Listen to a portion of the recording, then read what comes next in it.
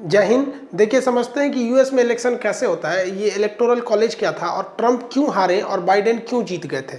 जबकि बाइडेन का अगर देखेंगे तो ज़्यादातर स्टेट में उतना प्रभाव नहीं है। बाइडेन के आने से क्या चीज़ें बदलेंगी और क्या चीज़ें नहीं बदलेगी, इंडिया के लिए क्या अच्छा होगा क्या खराब होगा, इसको समझते हैं। देखिए, हमारे यहाँ जो देश के लिए कानून बनाने के लिए है ना, वो संसद है। हमारे क्या है, पार्लियामेंट है, संसद है। इसके दो सदन होते हैं, यानी दो हाउस होते हैं। एक होता है लोकसभा, एक राज्यसभा। लोकसभा बड़ा होता है 545 और राज्यसभा छोटा होता है 245। इसमें एक चीज़ क्या होता है कि आपको जो सरकार बनाना है वो 50% से एक सीट ज़्यादा रहनी चाहिए। ये 50% हम लोग केवल लोकसभा का देखते हैं, राज्यसभा को मायने नहीं रखा जाता है। इसमें राज्यसभा को कुछ खास नहीं रखा जाता। उस हिसाब से हमारी मेजॉरिटी सीट आती है 273। लेकिन अमेरिका में इसके उलट है। अमेरिका के संसद को हम कांग्रेस कहते हैं। जिस तरह हमारी लोकसभा है तो ये बड़ी है, वैसे ही अमेरिका का ये हाउस ऑफ रिप्रेजेंटेटिव है, ये बड़ा है। इसमें 235 सीट होती है और 3 सीट वाशिंगटन डीसी से आती है, उसकी राजधानी, यानी 438 सीटें हो जाती है। और सीनेट होता है एक तो, जो राज्यसभा के जैसे होता है। हर राज्य से 2-2 आते हैं। तो अमेरिका में 50 राज्य है तो 2 आएंगे 100, तो टोटल 538 होते हैं। अब ये 538 का अगर आप निकालेंगे ना तो 273 होता है। तो हमारे यहाँ केवल लोकसभा का महत्व है बहुमत के लिए, लेकिन अमेरिका में ऐसा नहीं है। अमेरिका में टोटल सीट के लिए आपको हाउस ऑफ रिप्रेजेंटेटिव और सीनेट दोनों चाहिए और इसकी मेजॉरिटी चाहिए आपको 270, जो बाइडेन पा चुके हैं। अब ये कंफर्म है कि बाइडेन ही यहाँ के राष्ट्रपति हैं, जो जनवरी में अपनी शपथ को ले लेंगे। अमेरिका में जो चुनाव का प्रोसेस होता है काफ़ी लंबा होता है, वो 1 साल से चलता है। अमेरिका में एक राष्ट्रपति 2 बार से ज़्यादा नहीं बन सकता है। अमूमन देखा जाता है अमेरिका में जो राष्ट्रपति होता है 2-2 बार बन जाता है, चाहे वो बराक ओबामा रहे हो चाहे वो क्लिंटन रहे हो। लेकिन इस बार ट्रंप के साथ ऐसा माना जा रहा था, नहीं हो पाया। अमेरिका में जो राष्ट्रपति का चुनाव का समय होता है वो केवल 4 साल के लिए होता है। तो वो 16 में चुनाव हुआ था, 20 साल में हो गया। अमेरिका के चुनाव को काफ़ी लंबी प्रक्रिया होती है जो 1 साल से चलती आती है। इसको कभी भी टाला नहीं जा सकता है। आप देखेंगे प्रथम विश्व युद्ध में भी नहीं टाला गया, द्वितीय विश्व युद्ध में भी नहीं टाला गया, कोरोना में भी नहीं टाला गया, जबकि कोरोना से सबसे ज़्यादा पीड़ित अमेरिका है। अब जो बाइडेन जीते कैसे, तो वो इलेक्टोरल कॉलेज के हिसाब से जीत गए। देखिए, भारत में क्या होता है कि अगर कोई स्टेट है तो उसमें जो जितना सीट पाता है उतना रख लेता है। जैसे हम 2 बड़े स्टेट जो लोकसभा के हिसाब से है, तो देखिए यूपी, उत्तर प्रदेश, इसलिए सारे लोग यूपी में ही आना चाहते हैं इलेक्शन के लिए। मोदी जी गुजरात जिंदगी भर किए, उसके बाद कहाँ चले आए, यूपी में, क्योंकि उन्हें दिख रहा था कि यूपी में क्या है 80 सीटें हैं। तो बीजेपी ने यूपी में बहुत अच्छा परफॉर्म किया, तो लगभग 75 सीटें यूपी में ले गए वो, तो इससे ज़्यादा ही ले गए थे। अब देखिए, तो ये बीजेपी का हो गया और कांग्रेस वगैरह लोगों ने 3-4 सीट ले गए थे, तो 5 कांग्रेस का हो गया। तो इसमें क्या है, जितना बीजेपी को मिला वो अपना रख लो और कांग्रेस को जो मिला अपना रख लो। बिहार में देखेंगे तो total 40 seat, BJP 38, Congress RJD वगैरह मिला के 2 सीट। तो जिसको जो मिला वो रख लो। लेकिन अमेरिका में ऐसा नहीं होता है। अमेरिका में ना जिसको ज़्यादा मिलता है, 1 सीट ज़्यादा मिल गया तो सब रख लेता है। अमेरिका के हिसाब से अगर यहाँ देखेंगे तो यूपी में बीजेपी को ज़्यादा था, पूरा रख लेता बीजेपी। अमेरिका में क्या होता है, जैसे हम आपको बताते हैं, यहाँ पे एक जगह है कैलिफोर्निया में 55 सीटें, 55 सीट है। अब इस कैलिफोर्निया में मान लीजिए किसी पार्टी को 28 सीट मिला और किसी को 27 सीट मिला है। तो इंडिया के हिसाब से जिसको 27 मिला है वो रख लो, जिसको 28 मिला है तुम रख लो। अमेरिका में ऐसा नहीं होता है, जिसको ज़्यादा मिला है ना वो सब रख लेता है। यानी जिसको 28 मिला है वो ये नहीं कहेगा कि 28 हमको मिला है, वो सीधे कहेगा कैलिफोर्निया मेरा, 55 सीट मेरा हो जाता है। समझ में आ गया कि नहीं आ गया। ये सबसे खतरनाक होता है अमेरिका में। यही गणित बैठाने में कामयाब हो गए जो बाइडेन ने वैसे स्टेट को चुना जहां पर सीट ज़्यादा थी। सीटों को वो लोग क्या कहते हैं, इलेक्टोरल कॉलेज। जैसे हम लोग कहते हैं ना कि उत्तर प्रदेश में 80 सीट है, तो अमेरिका वाले क्या कहेंगे, उत्तर प्रदेश में 80 इलेक्टोरल कॉलेज है। मतलब यूपी के इलेक्टोरल कॉलेज में कितनी सीट है, 80। तो सबसे ज़्यादा वहाँ किसी के इलेक्टोरल कॉलेज में सीट है ना, तो वो किस में है, कैलिफोर्निया में है। इसलिए उसे स्विंग स्टेट कहते हैं। मतलब वो चुनाव को घुमा सकता है। 35 सीटें हैं, 55 सीट है, 55 है यहाँ पे। हम यहाँ आपको समझने के लिए, ब्लू कलर है बाइडेन के लिए और ट्रंप के लिए रेड कलर है, क्योंकि आपको पता है रिपब्लिकन का रेड है और डेमोक्रेटिक का क्या रहता है, ब्लू कलर रहता है। अगर आप नक्शा में देखिएगा तो ज़्यादा आपको इसमें रेड कलर ही एरिया दिखेगा, तो आपको लगेगा ट्रंप को जीत जाना चाहिए। लेकिन ट्रंप की जीत छोटे छोटे राज्यों में हुई है जहाँ पर इलेक्टोरल कॉलेज जो है वहाँ पे सीटें कम है।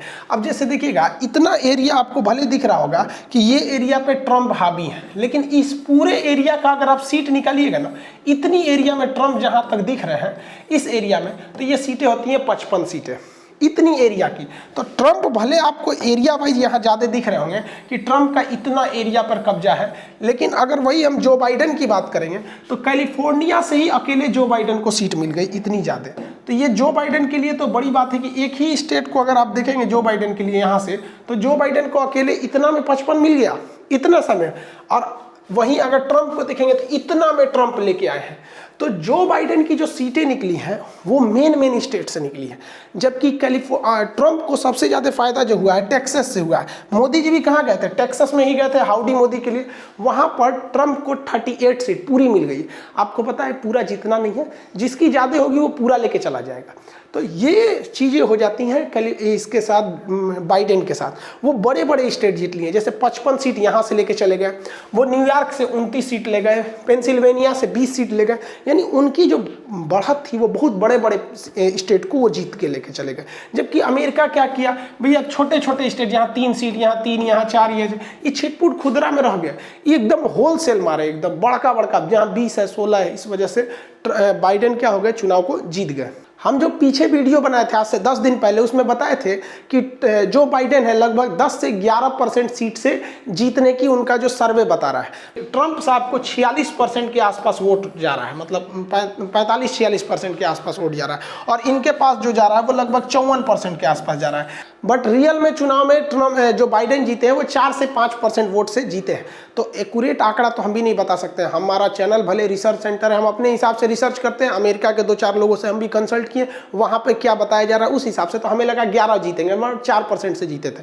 तो उसमें कुछ लोग कह रहे थे कि सर आप ट्रंप की जीत को उतना उत्साहित होकर नहीं बता रहे हैं। अरे भैया हम कौन सी उत्साहित होकर बताएं, हमारे अपने रिसर्च में पता चल रहा था कि ट्रंप हारेंगे। अब मान लीजिए कि किसी को आपको पता चलेगा कि नहीं, हर तरह से आपको लग रहा है, हर एक सर्वे में दिखा रहा है कि ये हारेंगे, तो उस पर क्या कॉन्फिडेंस से आप बोलिएगा। तो थोड़ा सा ये था, हालांकि भारत के लिए ज़्यादा बेहतर होते ट्रंप, लेकिन बाइडेन भी कुछ खराब नहीं है, वो हम आगे समझते हैं। ट्रंप के हारने के कुछ कारण थे सब। ये कोरोना का मिसमैनेजमेंट इतना भयानक किए कि मार्च तक तो ये कहते थे कि मैं मास्क ही नहीं लगाऊंगा, कोई एक ऐसी चमत्कार आएगा मार्च में कोरोना खत्म हो जाएगा।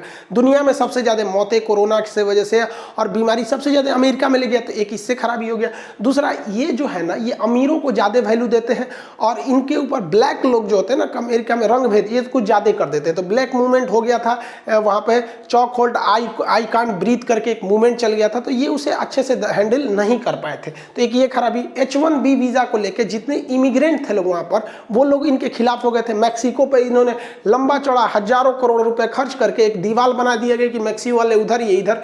बाइडेन ने कहा ऐसा नहीं, तो जो इमिग्रेंट थे वो बाइडेन की ओर ज्यादा थे। और शुरुआत से भी देखेंगे तो इंडियन जो होते हैं वो डेमोक्रेटिक को ही वोट देते हैं। हालांकि इससे पहला वीडियो बनाए थे जिसमें हम दोनों के बीच में मेन अंतर समझाए थे, यहाँ हम हार और जीत को बताएंगे। दोनों की विचारधारा के लिए आप पिछला वीडियो देख सकते हैं। इनके स्पीच बड़ी खराब थे, एरोगेंट स्पीच दे देते थे, उल्टा सीधा। जिसका सबसे बड़ा रीजन क्या है कि ये जो ट्रंप साहब है ना, ये इलेक्ट्रिशियन मतलब पॉलिटिशियन है ही नहीं है, नेता नहीं है, ये बिजनेसमैन है, कुछ बोल देता है। मतलब उल्टा सी जो मुंह में आया बोल दिया कि भारत हाइड्रोक्सीक्लोरोक्विन नहीं देगा तो हम रिटेलिएट करेंगे, भारत को देख लो कितना गंदा है। उल्टा सीधा जो मुंह में आया वो बोल देते हैं। इस वजह से ये थोड़ा सा पत्रकारों से भी उलझते रहते हैं यहाँ पर। दूसरा, इनका ट्विटर अकाउंट जब देखे थे तो ट्विटर से इनकी वीडियो डिलीट करने लगे थे लोग, इतना उल्टा सीधा लिख रहे थे। सोचिए, ट्विटर अगर किसी का चैट डिलीट कर रहा है तो गड़बड़ बात है, आप उल्टा सीधा बोल रहे हैं। और इनके लाइव टेलीकास्ट को न्यूज़ वालों ने काट दिया। हालांकि अमेरिका में सोचिए पत्रकारों की कितनी हिम्मत होती है कि न्यूज़ काट दे। हमारे यहाँ पत्रकार को देखते हैं ना क्या होता है, ज़्यादा तामझाम करेंगे तो चल जाएंगे जेल के पीछे। तो हमारे यहाँ ऐसे भी देखते हैं तो थोड़ा सा क्या रहता है, वो हर तरह पे रहता है। हमारे यहाँ पत्रकार को भी लॉबी है कि ये इनके बारे में बोलेंगे, ये वाले पत्रकार इनके बारे में बोलेंगे। हालांकि अमेरिका में बहुत ज़्यादा ऐसा नहीं देखने को मिलता है। दूसरा, ये झूठ ससुरे बहुत बोलते थे। मतलब अमेरिका में एक ऐसा ट्रेंड चल गया था कि डोनाल्ड ट्रंप प्रतिदिन 15 झूठ बोलते हैं, इस टाइप का। उसके बाद इनका वाइफ के साथ, लड़कियों के साथ उल्टा सीधा अफेयरिंग आते रहा। अभी क्या है कि ये हारे हैं तो बेचारे को डबल झटका। मिलानिया ट्रंप करी कि हम इसको डिवोर्स देंगे। अब डिवोर्स में देखिए इनको कुछ खास फायदा होने वाला नहीं है, क्योंकि ये सोच रही हैं जेफ बेजोस को।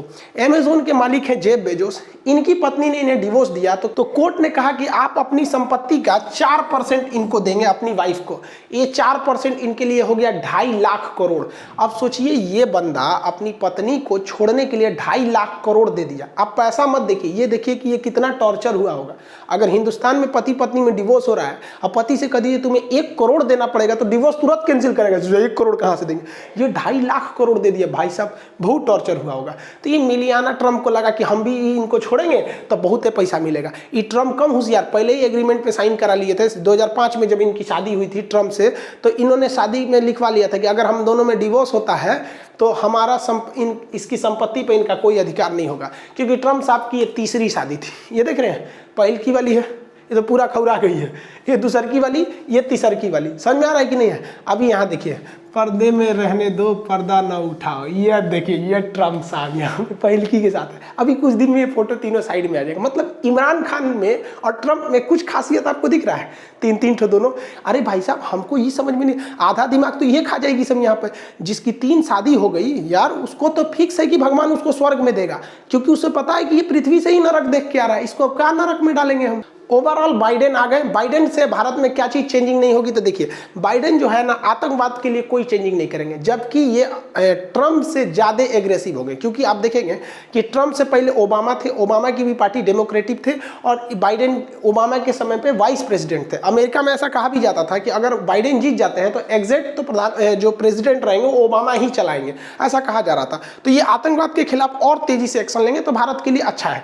दूसरा, डिफेंस डील में कोई दिक्कत नहीं आएगी, क्योंकि जो कोमकासा है या फिर कास्टा है, ये जितनी चीजें हैं ये ओबामा ही लाए थे, लेकिन उस समय हमारी गवर्नमेंट उतना स्टेबल नहीं थी, उनको लगा कि ये सही नहीं है। तो डिफेंस डील में कोई प्रॉब्लम आने वाली नहीं है, क्योंकि वहां के भी थिंक टैंक को पता है कि एशिया में चाइना के एग्रेशन को रोकना है तो दूसरा कोई नहीं रोक सकता है। वो कौन रोक सकता है? कि इंडिया ही रोक सकता है। तो इसमें कोई रिलेशंस में भी कोई दिक्कत नहीं है। कि देखिए, चुनाव जीतने से पहले हर नेता कुछ ना कुछ भाषण देता है कि हम इंटरनल मैटर में हस्तक्षेप करेंगे। अब कुछ लोग का कहना है कि ये हमारे कश्मीर मुद्दा में बोल दिए थे, सीए एनआरसी में बोल दिए थे, तो भाई इनके बोलने से कुछ थोड़ी हो जाता है। हमारे यहाँ के भी तो लोग बोल देते हैं। हमारे जयशंकर साहब गए थे मीटिंग करने अमेरिका में, तो मीटिंग छोड़ के चले आते, तो क्या रिलेशन खराब हो गया? हम लोग भी तो बोल सकते हैं कि अमेरिका के मैक्सिको के बॉर्डर पे जो दीवार बनाया जा रहा है वो ठीक नहीं है, तो क्या हम लोग रोक पाएंगे? नहीं। इंडिया एक सोवरेन कंट्री है। सोवरेन का मतलब क्या? संप्रभुत्व संपन्न। कोई हमारे इंटरनल मैटर में हस्तक्षेप नहीं कर सकता। हाँ, आपकी आज़ादी है, आप बोलिए, आपको अच्छा लगता है तो बोलिए, खराब लगता है बोलिए। तो हमारे देश में भी आज़ादी है, हजारों लोग सीए के समर्थन में है, विरोध में भी उतनी है, तो कोई दिक्कत नहीं है इसमें। तो ऐसा नहीं है कि वो हमारे इंटरनल मैटर में इंटरफेयर करेंगे। लेकिन कुछ चीज़ें हमारे लिए अच्छी भी होंगी, लेकिन हम देखते हैं कि आगे अन्य देशों पर इनका, एशिया के देशों पर इनका क्या इंपैक्ट पड़ेगा। देखिए, ट्रम्प जो थे वो ईरान को लेके बहुत ज़्यादा एग्रेसिव थे, ईरान को लेके, जबकि बाइडेन ऐसा नहीं करेंगे। क्योंकि बाइडेन से पहले जब बराक ओबामा थे तो ईरान और अमेरिका के बीच में एक पीस समझौता हुआ था, जिसके तहत अमेरिका ने इस बात को स्वीकार कर लिया था कि ईरान एटॉमिक एनर्जी द्वारा बिजली बना सकता है। अब वो उसका संवर्धन कर सकता है, जैसे भारत भी बना सकता है वहाँ पर। लेकिन दिक्कत क्या होता है कि जैसा यूरेनियम बिजली घर में लगता है ना, वैसा ही यूरेनियम परमाणु बम में लगता है। यानी जिसने अगर बिजली घर बना लिया ना, कंफर्म समझिए कि 10 साल के अंदर वो परमाणु बम बना लेगा। तो अमेरिका ने इनके ऊपर शर्त रखा था ओबामा के समय कि आप जितने भी यूरेनियम का यूज़ करेंगे उस सबका ऑडिट करना पड़ेगा कि इतना आपने खर्चा किया, आप स्टोर नहीं कर सकते हैं। तो ये ईरान के साथ संबंध को ट्रम्प तोड़ दिए थे। लेकिन जब बाइडेन आएंगे तो ये संबंध थोड़ा सा सुधरेगा। यहाँ एटॉमिक एनर्जी के लिए उसे शांति मिल सकता है समझौता, और शांति प्रयोग करने के लिए दे दिया जाएगा। चाबहार बंदरगाह जो भारत ले रहा है उस पर कोई चेंजिंग नहीं आएगी, भारत उसे दे सकता है। हाँ, यहाँ एक चीज़ और हो सकता है कि हम लोग एक नया पाइपलाइन ले आ सके, ईरान होते हुए ईरान, पाकिस्तान और गुजरात में ले आ सके।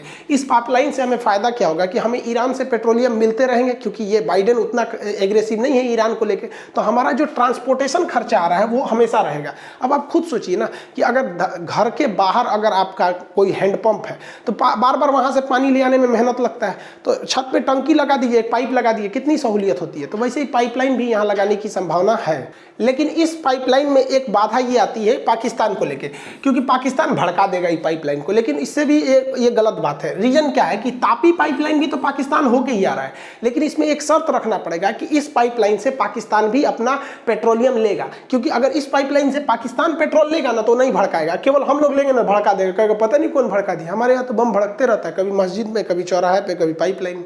तो जरूरी है कि अगर इस पाइपलाइन से पाकिस्तान पेट्रोल या गैस नहीं लेता है तो हमें तो ये लेना ही नहीं चाहिए। तो उससे बेहतर होगा कि समुद्र के रास्ते डायरेक्ट मुंबई तक लाया जाए। थोड़ा सा कॉस्टली होगा, लेकिन धीरे धीरे तो कॉस्ट बराबर हो जाता है कि बार बार ले आने का झमेला नहीं रहता है। हमारे लिए जो सबसे खराब बात है वो ट्रम्प साहब की चाइना के इनके बाइडेन की चाइना के साथ रिलेशनशिप। चाइना के ये ट्रेड वॉर को खत्म कर देंगे, ये कहेंगे कि ट्रेड वॉर सही नहीं, मतलब सही नहीं है, तो इससे चाइना के ट्रेड को फायदा होगा, तो चाइना का डायरेक्ट कंपटीटर हम लगे तो हमें ये घाटा लगेगा।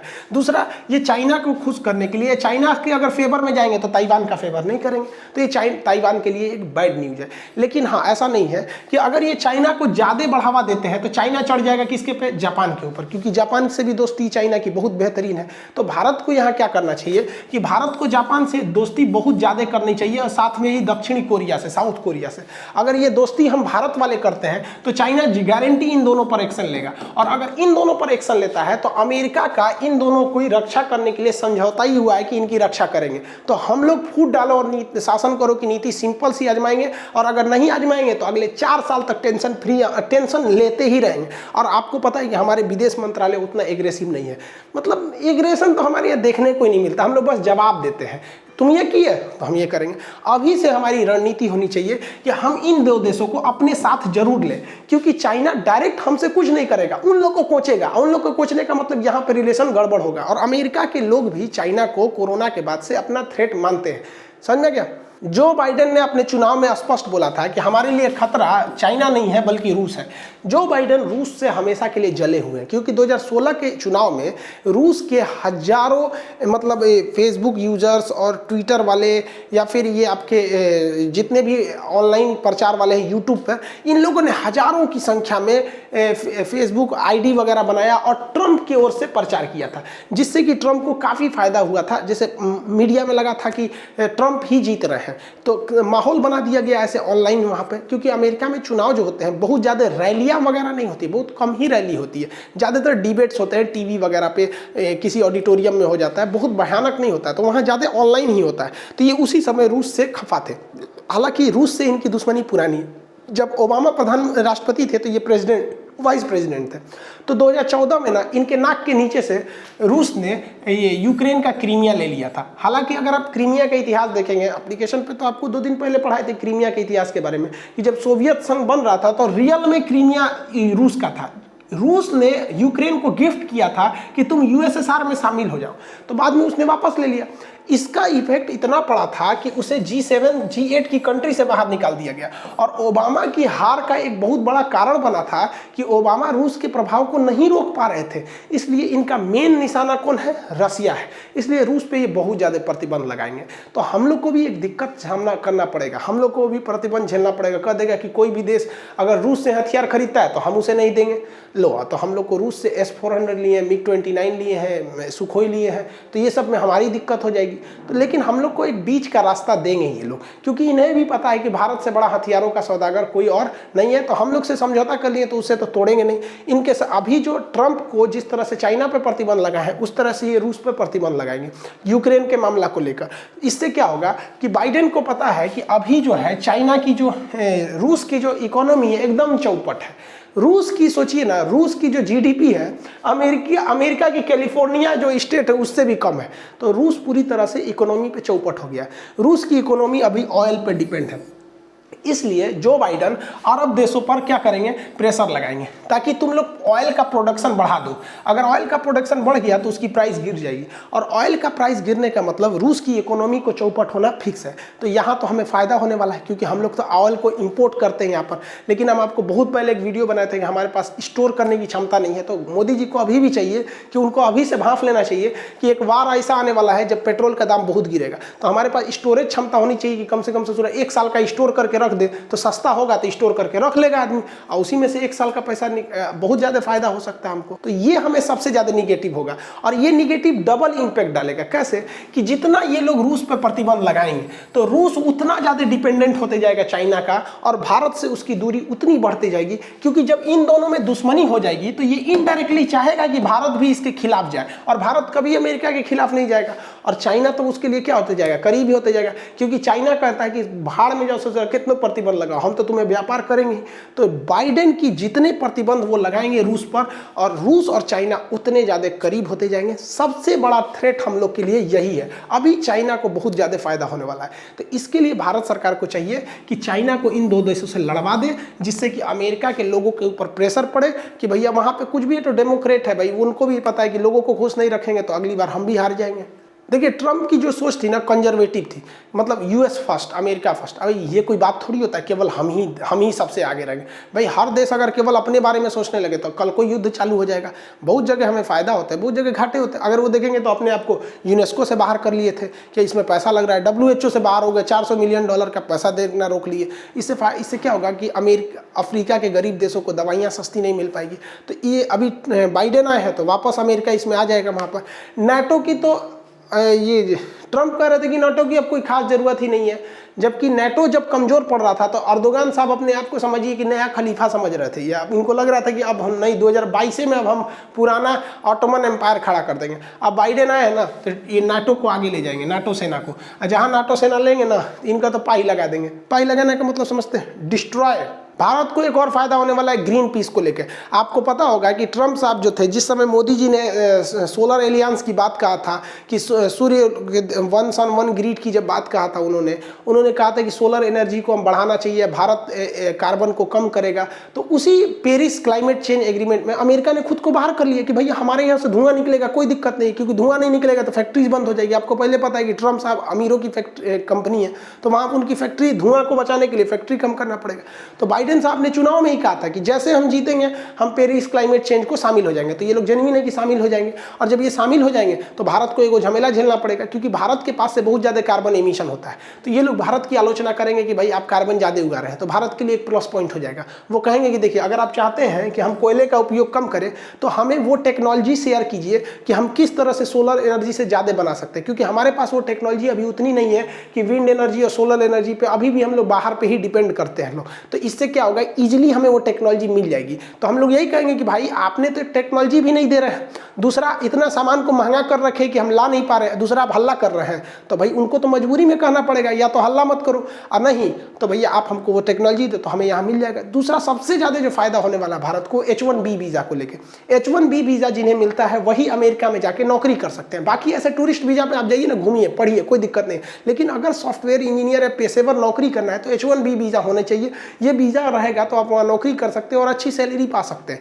तो ये क्या किए थे ट्रम्प साहब ने, क्या था कि अमेरिका फर्स्ट, तो उन्होंने H1B वीज़ा को कैंसिल किया था। ऐसा नहीं था कि केवल भारत के लिए कैंसिल किया था, उन्होंने हर देशों के लिए कैंसिल किया था, लेकिन भारत की आबादी ज़्यादा, इसलिए ज़्यादा इफेक्ट भारत के लोगों पर पड़ा था। अब ट्रम्प ये जो बाइडेन आएंगे तो इन्होंने इमिग्रेशन को काफ़ी आसान बना देते हैं, और ये क्या कहेंगे, इन्होंने कहा है कि हर साल लगभग हम 48 से 50 हज़ार लोगों को अमेरिका की नागरिकता देंगे। तो वहाँ पे तो भारत के बहुत सारे लोग बढ़ेंगे। इससे हमें दो टर्म्स में फायदा होगा। अगर भारत के लोग बस जाएंगे तो आप देखेंगे वो लोग भले बस जाते हैं लेकिन उनके दादा परदादा यहीं रहते हैं, तो कुछ कुछ पैसा भेजते रहते हैं, उनका रिलेशन भी अच्छा रहता है। और जब ये बस जाएंगे, नागरिकता ले लेंगे, तो आने वाले समय में ये लोग भी चुनाव में डिपेंड करेंगे। और आपको भी पता है, देहात में कहावत कहा जाता है, हंसुआ कितना मुरझाई रही अपनी ओर खींचता है, यानी हम कभी भी अपने देश की ओर जाएंगे। तो चुनाव में भी वो लोग दबाव बनाएंगे, एक लॉबी बनाएंगे, इंडियन लॉबी की, नहीं हम उसी को जिताएंगे जो इंडिया के बारे में सोचेगा। तो कुछ लोगों का कहना है कि सर ट्रम्प हार गया तो बहुत, अब पाकिस्तान के लोग तो ऐसा खुश हो रहे हैं कि ट्रम्प हार गया तो बहुत अच्छा। अरे भाई आपको बुद्धि कौन देगा, ट्रम्प था तो आपके लिए सही था। रीजन क्या है कि ट्रम्प वार वगैरह नहीं कर रहे थे, क्योंकि उनको चुनाव में ही बोला था, वरना जो उतना बढ़िया ओबामा साहब ने ठोके थे उतना कोई नहीं ठोका था। याद करिए, आप पाकिस्तान में घुस के मारे थे किसको, ओसामा बिन लादेन को। तो वो लोग बहुत ज़्यादा काम किए थे, आर्मी के कैंप पर हमला कर दिए थे जिसमें बहुत सारे आर्मी वाले मारे गए थे।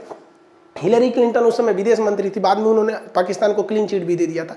तो ऐसा नहीं है, हम लोग के लिए एक मजबूरी है पूरी दुनिया के लिए कि वो भारत को छोड़कर आप नहीं जा सकते। जिस तरह सिंदूर छोड़ के किसी दुल्हन को कितना भी सजा दीजिए वो सुहागन नहीं कहलाएगी, सुहागन बनने के लिए सिंदूर की जरूरत है। उसी तरह ये दुनिया एक दुल्हन, दुल्हन की माथे की बिंदिया, ये मेरा इंडिया।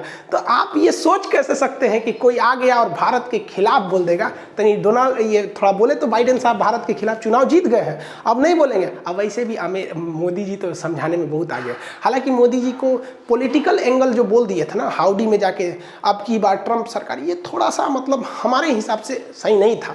अब हो सकता है हम गलत भी है, क्योंकि पॉलिटिकल इशू में इंटरफेयर नहीं करना चाहिए था, क्योंकि एक तरह से देखेंगे ना तो ये प्रचार टाइप का था। तो कुछ लोग कह रहे हैं कि नहीं इसी वजह से बाइडेन खिलाफ हो जाएगा। अजब हाल है भैया, हमारी दोस्ती ट्रंप से नहीं है, हमारी दोस्ती अमेरिका और भारत से। कोईयो आए कोईयो जाए। आप ही बताइए ना, जब मनमोहन सिंह प्रधानमंत्री थे तो हमारा जो रूस से जैसी दोस्ती थी, क्या मोदी जी आए तो वो दोस्ती बदल गई? नहीं बदली, वैसी की वैसी रह गई। आ रहा है कि नहीं आ रहा? हाँ, लेकिन थोड़ा सा चेंजिंग देखने को मिलता है। कहा जाता है ना कि एक पुराना दोस्त दो नए दोस्त से ज़्यादा अच्छा है। तो हम लोग ट्रंप के साथ थोड़ा सा ज़्यादा घुल मिल गए थे, लेकिन ट्रंप पॉलिटिकल नहीं थे, वो बिजनेस वाले थे। आई होप आप इसको समझेंगे। H1B वीज़ा नहीं समझे होंगे, उसका डिस्क्रिप्शन में लिंक दे देंगे, आप उसे देख लीजिएगा। वो वीडियो बनाए हुए H1B वीज़ा क्या होता है, पासपोर्ट क्या होता है, NRI वगैरह, ये सब चीज़ों के बारे में मिलेंगे नेक्स्ट क्लास में। जय हिंद।